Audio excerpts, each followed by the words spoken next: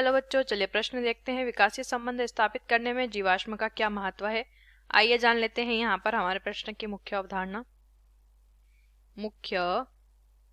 अवधारणा। हमारे प्रश्न की मुख्य अवधारणा यहाँ पर संबंधित है जीवाश्म से। जीवाश्म, देखिए जीवाश्म क्या होता है पहले तो वो समझ लेते हैं।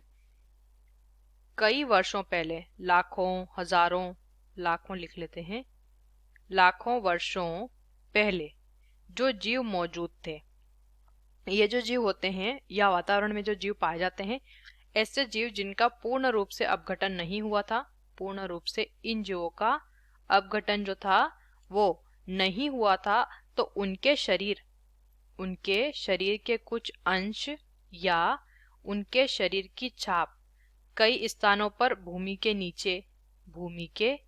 नीचे और चट्टानों के ऊपर देखी गई। क्या देखी गई? उनके कुछ अंश या छाप चट्टानों पर पाए गए। ये जो परिरक्षित छाप या परिरक्षित अंश ही थे, इन्हें ही क्या कहा गया? इन्हें ही जीवाश्म कहा जाता है या कहा गया।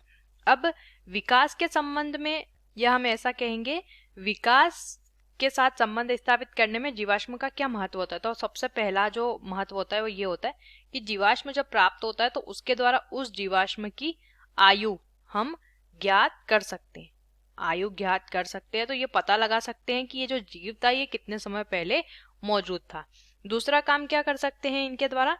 दूसरा ये पता कर सकते हैं कि जीवाश्म जो होता है जितना ज्यादा भूमि के भीतर होगा, उससे ये पता लगाया जाता है कि वो जीवाश्म उतना ही ज्यादा पुराना होता है। अब अगर उदाहरण से इसे समझेंगे तो 10 करोड़ वर्ष पहले लिख लेंगे यहाँ पे, 10 करोड़ वर्ष पहले के या वर्ष पूर्व के जो जीवाश्म या जीव थे वो प्राप्त हुए हैं। कहाँ पर? समुद्र तल में।